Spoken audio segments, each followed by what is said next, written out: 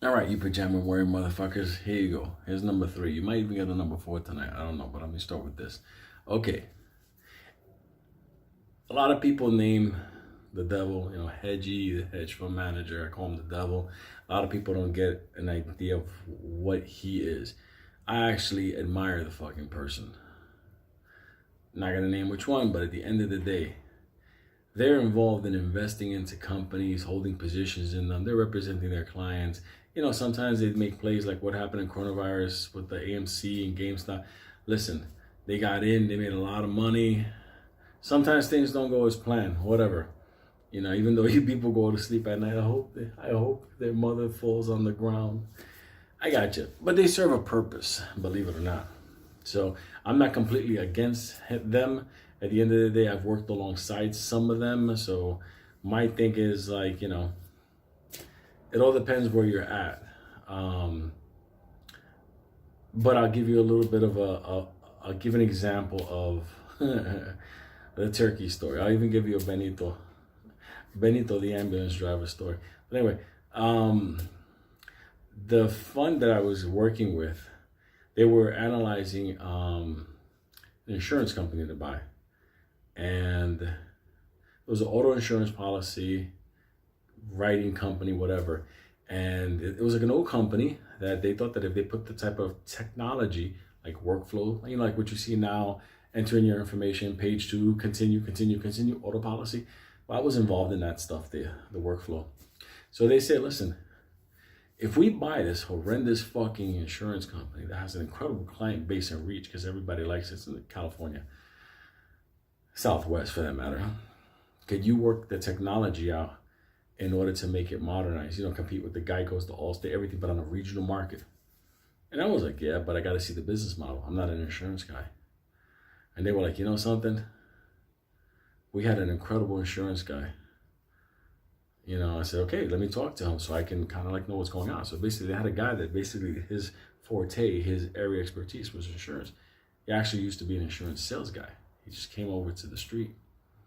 And I said, let me talk to him.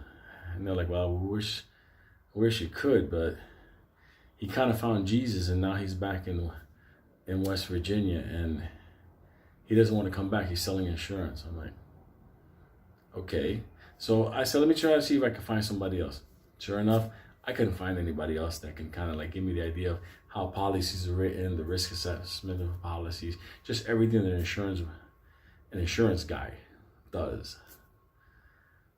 So I went back to my demon at the time, okay, and I just told him, listen, what do you think? You think I could pay this guy? I could talk to him? I just got to pick his brain so I know what technology we're building before we unleash it on our Indian brothers to, we're doing programming.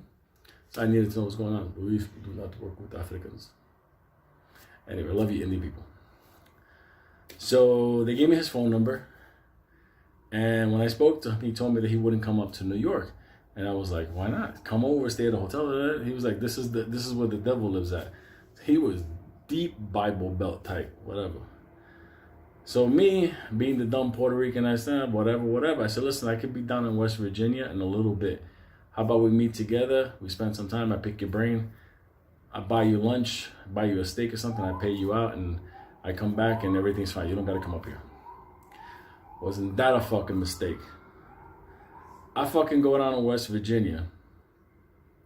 And he's out there he told me, he picked me up at the airport. He told me, listen, I'm busy today. I got to meet a couple of clients. I got some policies that have to be rewrote, and revisited and what kinds of stuff. And I was like, this is fucking beautiful. I get to fucking see firsthand what's needed to put together a policy. It's exactly what I came here for. I'm going to make a lot of money here. I'm going to be out of this fucking place with fucking squirrels that are bigger than Toyotas. I'm fucking there. So we're driving around. All of a sudden, I was like, wait a minute, what happened to the airport? We're in fucking hills and there's mountains. And it's just like, what the fuck? People live out here? Mind you, this fucking guy found Jesus. And all of a sudden, I'm there with him. So, Team Jesus. All of a sudden, we're driving up to this fucking large estate. And he goes, oh, this is one of my best clients in the world. I've been trying to get him to rewrite some policy. So I'm like, yeah, let's go see this stuff. Whatever. And then we'll go to lunch. So all of a sudden, he tells me, you know something, I'm a little bit too early. I I hate coming too early because then we have to have a lot of unnecessary conversation. So I'm like, all right, no problem. He says, we'll go to lunch. So as we're driving away from his next appointment, his client's house, we're coming down the road. Okay, we're coming down the road in his truck. And all of a sudden, the biggest fucking turkey you could ever imagine. Now, mind you, I'm Puerto Rican. I've never seen a turkey. Besides a butterball, and I don't even eat turkey. I see this fucking prehistoric giant turkey, and he stops the truck. And he goes, Lou, you see that? I'm like, yeah, it's a fucking turkey. It's fucking giant. All of a sudden, this motherfucker opens the door, takes a shotgun out of the fucking, under the fucking seat, takes it out of the fucking sleeve, and he fucking goes out there and he fucking boom, boom, boom, boom, he blows his fucking turkey up. And I'm looking at this guy, he's wearing a fucking suit. I'm in this fucking truck, and he just fucking went Rambo on this fucking turkey. And this fucking turkey's so fucking giant. And he's like, hey, Lou, could you help me out? Because he got the fucking shotgun in one hand and this prehistoric fucking ostrich on the side of the road. The fucking turkey was large. It was like that, striker pose. And I was like, what the fuck is the fuck? I came down here to kill a fucking turkey? What? I've never done this shit in my life. He's telling me, oh, this is going to be good for dinner. You got to stay for dinner. I'm thinking to myself, you fucking wild hillbilly. I'm on the fucking plane as soon as I get that information. You and your fucking turkey. Anyway, I help him put the body in the trunk. That's all I can fucking tell you. The fucking thing is so big that the fucking, I don't even know what you call them. The fucking claws were sticking out of the fucking back. Almost the, the tailgate part. It was so fucking big. And he's telling me, put it down so it doesn't bleed in a certain. I'm thinking to myself, like, I'm wearing a fucking $2,000 suit and I'm fucking whacking. I'm fucking putting together. I thought I did a crime. I almost started to go, no. I fucking whacked the turkey. No big deal. We drive to some diner, wash up, have lunch. And he's telling me about, you got to take advantage. When God presents you with an opportunity like that, I'm like, God didn't put that fucking turkey to get slaughtered by you. There's fucking supermarkets. You could buy one. I'm thinking to myself, like, I don't remember this guy's profile. He made a lot of money when he was in the street. Anyway, I picked his head and stuff like that. So let me just go to this appointment with this guy. I got the idea. I just got to see it live. I got to see how the policy, so I can know the rules that are needed to be done, and then the rest I can do by phone. So we go back to this fucking guy's giant home. We walk in. Good morning, good afternoon. I didn't remember. It was like midday. It was right after lunch. Nice fucking fat guy, man. Come on in. My wife will make us fucking lemonade. I was like, Jesus, this is like fucking a television show here. This is fucking amazing. Even the dog looked like that from the Alpo commercial. Everything was perfect. Come on in. Let's sit down in the living room. Let's just discuss this. We're at this like dining area. We're at a table, and as my guy, okay, let me change his name for criminal reasons. Okay, I almost said his name. That's fucked up. Okay, so let's just move on. Let's just say his name was Sam. Okay, all of a sudden, as Sam is discussing some of the ideas he had for potential protection for some of his endeavors, and he has some stuff for the house or for the business and so on, some automotive stuff, whatever. I see that the client is not really there. He's just like looking out the window, just like. And at the end of the day, I was like, God, this guy's not gonna make a sale. This guy's not in it.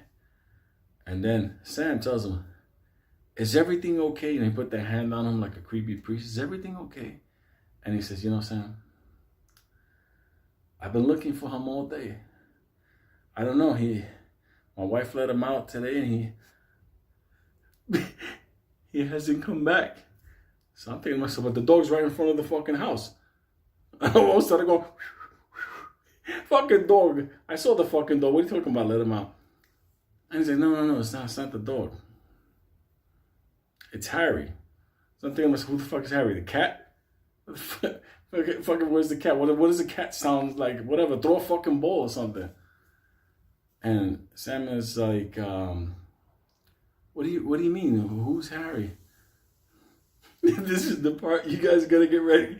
Don't drink no coffee. Don't be driving. Don't be holding children that you could automatically, like accidentally drop. Harry, he's my daughter's pet turkey.